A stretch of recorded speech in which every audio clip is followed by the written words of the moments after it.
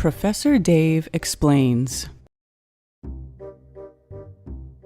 Professor Dave explains. No he doesn't. On the 27th of March 2019, Professor Dave published a video titled, "The Earth is Definitely Not Flat." From Professor Dave. Anti-science mentality is rampant in this day and age, and one of the more peculiar aspects of this trend is the current fad that is the flat Earth model. There exists a group of people who believe that against everything we have come to learn throughout the scientific revolution, the world is actually flat and the center of the universe. That's not all. There's a big cover-up with NASA and all the governments, like some real sci-fi stuff. Let's go through some of the talking points of this model and see if we can deconstruct it all. Shall we? Please note the words anti-science and scientific revolution. That's a lot of science. The good people at Globebusters responded to Professor Dave in their episode, "The Earth Definitely Is Flat, Debunking Professor Dave." On the 2nd of July 2019, Professor Dave published another video titled, "The 10 Things That All Flat Earthers Say." Point 4 in Professor Dave's presentation was 4. How can our atmosphere be next to a vacuum? I'm not a, quote, flat earther, but his dishonesty was in direct contradiction to my bell jar vacuum pump observation and, most importantly, the second law of thermodynamics. Quotes from the video. You are all quite perplexed about how the Earth's atmosphere can exist next to the vacuum of space.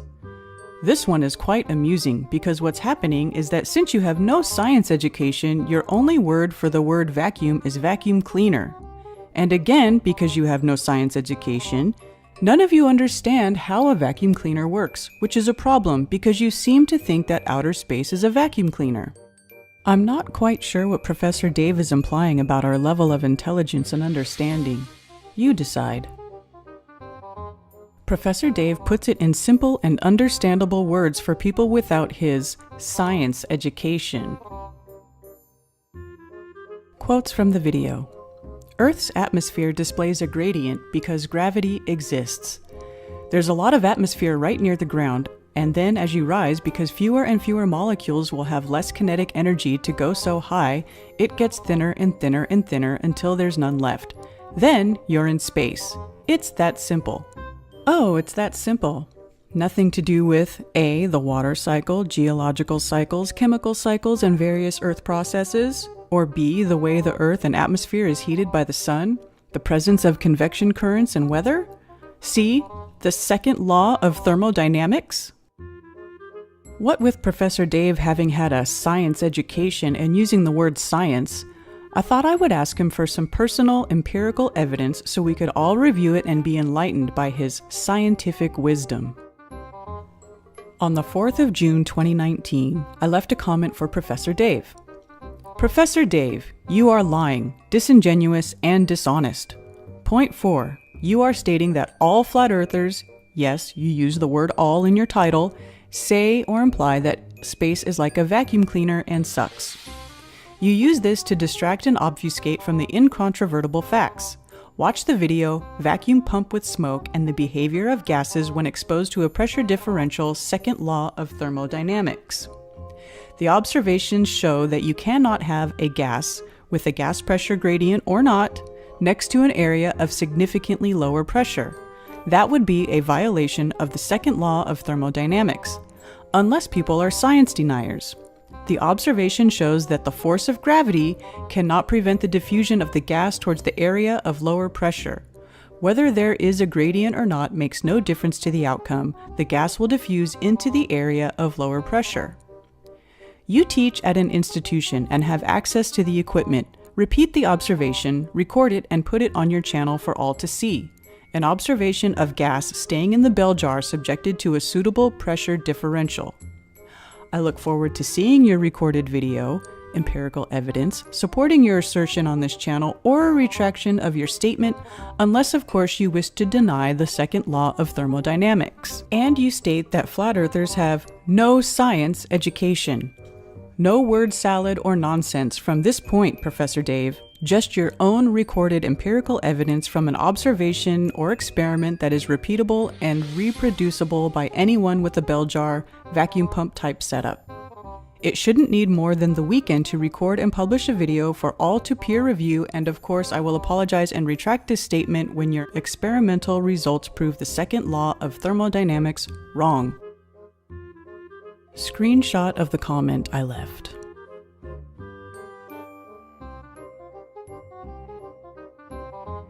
Having discussed the Professor Dave video with a colleague on Skype, said friend got back to me saying that he had watched the video but my comment wasn't visible in the comment section. Only I could view the comment from my account. I didn't realize this trickery was possible. I just thought it was comments on or off. Professor Dave has been censoring me. His subscribers and commenters are not allowed to see that he has been asked to provide empirical evidence to support his narrative. That's not the science I'm used to. I copied and pasted my colleague the statement who added the same comment using his account. Professor Dave, who has been censoring me for asking for empirical evidence, now thanks to my colleague, Professor Dave was subject to the acid test of honesty. Would Professor Dave present the necessary personal empirical evidence recorded and date and time-stamped observations to prove the smoke in the vacuum chamber observation incorrect or inappropriate? Or would he not have any empirical evidence and instead use one or more of the following: obfuscation, deflection, word salad, or direction to a model? Make a prediction. When the person supplies no personal empirical evidence but instead employs one of the 4 distractions listed above, you will immediately know that the person is disingenuous and out to deceive you. The reply. Professor Dave explains, Lyle, I would bet my life savings that you can't define the second law of thermodynamics even when using Google as a reference. Incidentally, I have a tutorial on that in my classical physics playlist if you'd like to learn. Was your prediction correct? No empirical evidence presented, but obfuscation, deflection, word salad, direction to a model or tutorial. Not bad for a 2-sentence condescending reply. Professor Dave has failed the acid test of honesty with honors. Then my colleague contacted me to inform me that his comments were being censored and could only be seen by him. You are stopping me from applying to others' comments. Best not allow people to analyze and think for themselves, especially when you have no personal empirical evidence. Science is a review process based on repeatable, reproducible empirical evidence obtained by the application of the scientific method, not censorship when you have been caught with your pants down. So, Professor Dave, a person that has had a science education and uses the word science in sentences, has 1. Been condescending and arrogant, 2. Censored a person asking him to support his narrative, 3. Provided no empirical evidence based on the scientific method, 4. Failed to be honest. That's a man of science. Professor Dave has proved himself to be dishonest and disingenuous. I'm not upset that you lied to me. I'm upset that from now on, I can't believe you. But let's not be too hasty. Professor Dave has until Sunday evening/Monday morning to provide his personal empirical evidence. We will give him until Tuesday. If we receive it, then we can, in true scientific fashion, review the validity of the evidence. Oh wait, we don't have a science education like his, so we aren't capable of making such a judgment. I will publish a video next week that will either contain Professor Dave's empirical evidence or just state that Professor Dave hasn't provided any. Want to make another prediction? Hey guys, what do you mean you need proof? Just believe me, I've had a science education. Please leave a comment on Professor Dave's YouTube video and see if you are censored as well. My sincere thanks to Karen B for her technical support in the production of this video, and dedicated to Globebusters for their continued questioning and discussions.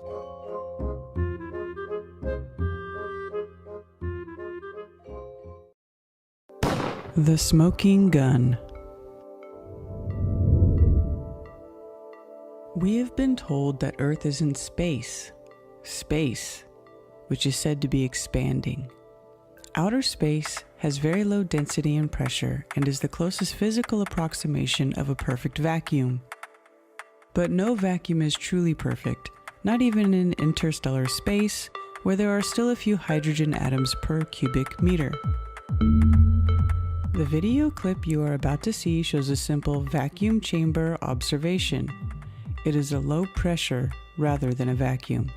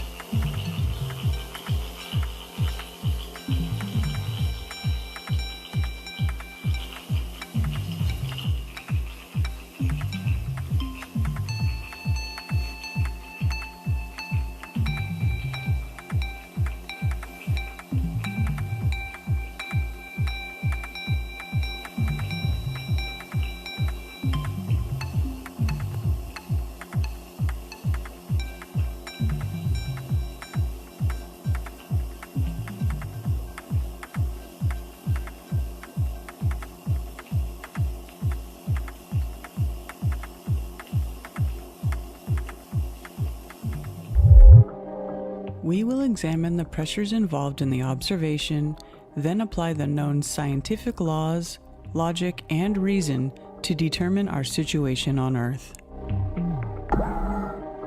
Average atmospheric pressure at sea level: 101,325 Pascal, 760 torr, 1013.25 millibar. Molecules per centimeter cubed: 2.5 times 10 to the 19th molecules.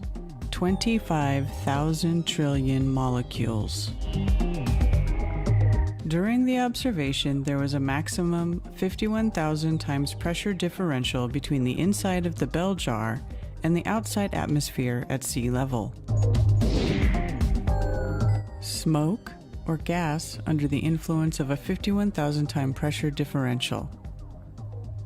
Gravity that is said to exist cannot prevent the diffusion of the smoke or gas at a 51,000 time pressure differential. At only a 51,000 times pressure differential, the smoke diffuses into the area of lower pressure in accordance with the second law of thermodynamics.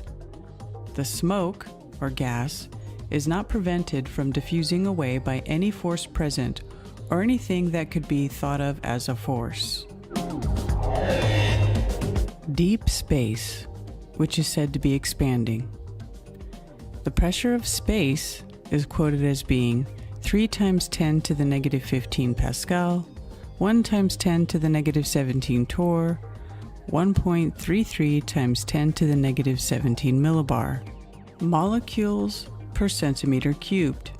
10 to the negative 6 molecules, or 0.000001 molecules, or 1/1,000,000th of a molecule. Excuse the maths. You need to scale up the volume to get to one real molecule. What would happen to the gases of the atmosphere? A pressure differential of approximately 76 trillion between deep space and atmospheric pressure at sea level. This is a simple observation that anyone can perform or view on YouTube. The observation is self-explanatory. If you think you live on a globe flying through infinite expanding space, then what are you breathing? Because it sure isn't air. Some people may bring up the principle of a gas density gradient within the atmosphere. And then the water degasses and starts to boil.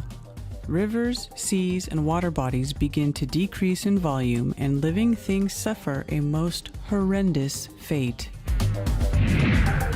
No atmosphere, no liquid water. No us. Thank goodness we don't live on a space-traveling globe. The logical conclusion from this observation is incontrovertible. There is no other explanation. There is only acceptance or denial of the facts and an unbroken law of science. The acid test of honesty. How might someone respond to this observation? If anyone says this observation is incorrect or the conclusions are mistaken, then ask them for their personal empirical evidence, recorded, dated, and time-stamped observations based on the scientific method to support their statement.